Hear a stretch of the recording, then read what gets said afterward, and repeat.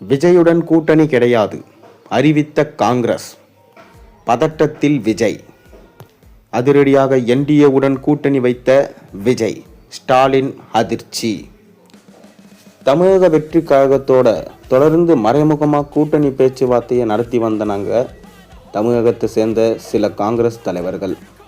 மேலும் காங்கிரஸ் கட்சியும் அதிக தொகுதியில் ஆட்சியில் பங்கு, அதிகாரத்தில் பங்கு வேண்டும், இல்லையென்றா விஜயுடன் கூட்டணிக்கு சென்று விடுவோம் என மறைமுகமாக திமுகவை மிரட்டி வந்தாங்க காங்கிரஸ்.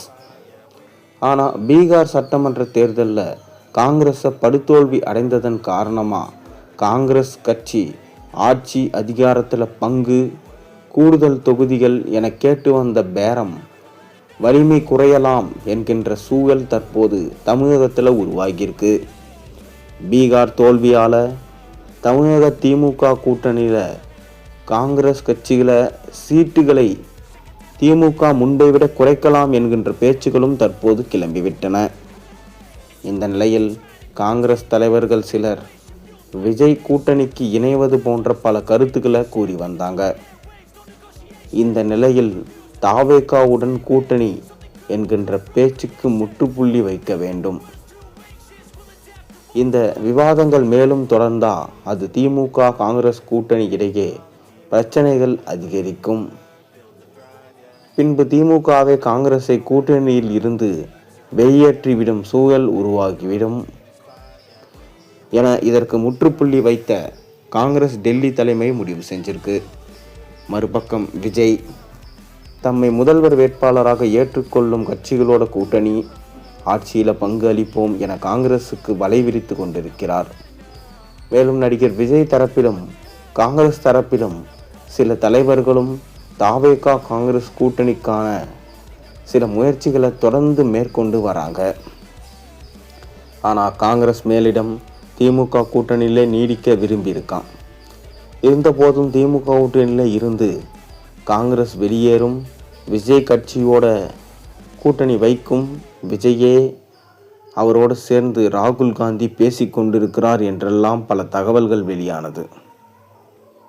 இது பின்னணியில் காங்கிரஸ் கட்சியினுள் திமுக கூட்டணியை விரும்பாத சிலரது சித்து வேலைகளால் இத்தகைய வாதங்கள் பரப்பவிட்டு வந்ததாக சொல்லப்படுகிறது.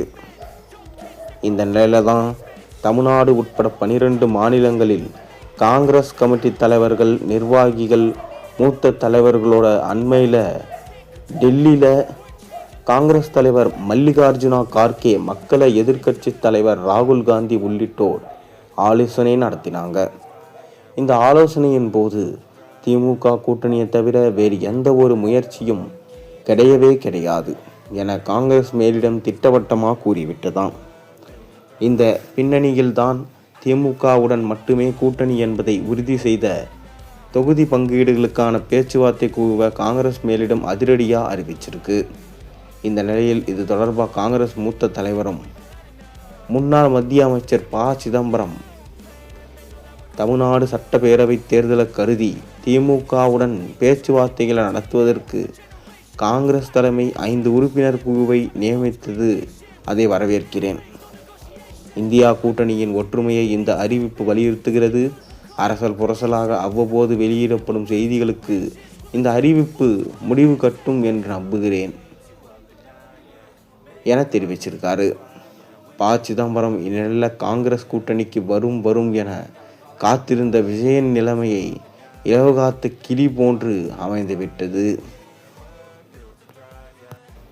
தொடர்ந்து கொள்கை எதிரி பாஜக, அரசியல் எதிரி திமுக என ஒரே நேரத்தில் மத்தியில் ஆளும் பாஜக, மாநிலத்தில் ஆளும் திமுகவை எதிர்த்து தன்னுடைய அரசியலை தொடங்கிய விஜய் அவரோட நிலைமை தற்போது ஏதாவது ஒரு எதிரியிடம் நண்பராக வேண்டும் என்கின்ற கட்டாயம் ஏற்பட்டிருக்கு. இதற்கு முக்கிய காரணம் சினிமா மோகத்தில் வரும் கூட்டத்தை வைத்து அரசியலில் வெற்றி பெற முடியாது என்பது சமீபத்தில் நடந்த கரூர் சம்பவம் விஜய்க்கு உணர்த்தியது. மேலும் தனக்கு கூடிய கூட்டம் எல்லாம் ஓட்டாக மாறாது என்று பீகார் தேர்தலில் பிரசாந்த் கிஷோர் அடைந்த தோல்வி விஜய்க்கு உணர்த்தியிருக்கு. அந்த வகையில் சினிமா துறையிலிருந்து வந்த எம்ஜிஆர் முதல்வராக அரியணை ஏறினார். அவர் கட்சி தொடங்கி 7 வருடம் கழித்து அதுக்கப்புறம்தான் முதல்வராக அரியணை ஏற முடிந்தது. மேலும் அவர் சினிமாவில் இருந்து நேரடியாக வந்த விஜய் போன்று அரசியலில் கட்சி தொடங்கவில்லை. திமுகவில் மிக உயரிய பதவியான பொருளாளர் பதவியில் இருந்தவர். மேலும் திமுக வெற்றிக்கு தீவிரமாக தேர்தல் களத்தில் பிரச்சாரத்தில் ஈடுபட்டவர்.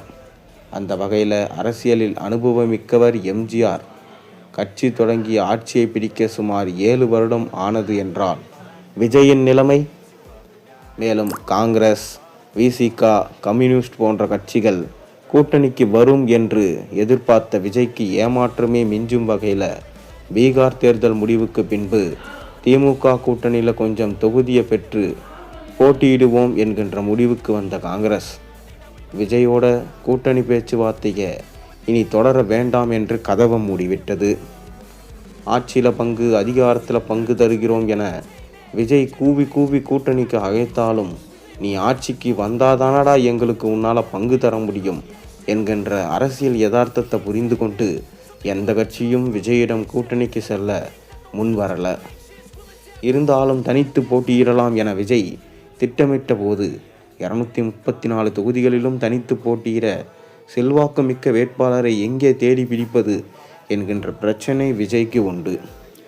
அந்த வகையில் தனித்து போட்டியிடும் முடிவை கைவிட்ட விஜய் தற்போது அவருக்கு இருக்கும் ஒரே வாய்ப்பு விஜயின் கொள்கை எதிரியான பாஜக கூட்டணியில் இருக்கும் அதிமுகவுடன் கூட்டணி வைப்பதுதான் என்கின்ற சூழல் உருவாகியிருக்கு. மேலும் தற்போது விஜயின் முதல் இலக்கு திமுகவை வீழ்த்த வேண்டும்.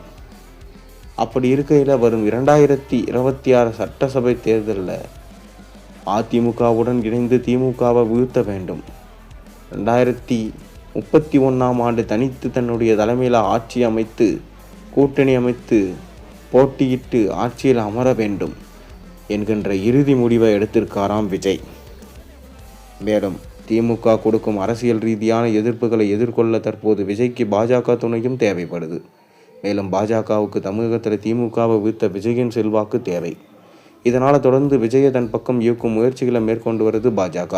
தற்போது அந்த முயற்சிக்கு பலனளிக்கும் வகையில் விஜயும் கூட்டணிக்கு கிரீன் சிக்னல் கொடுத்ததா தகவல் வந்திருக்கு.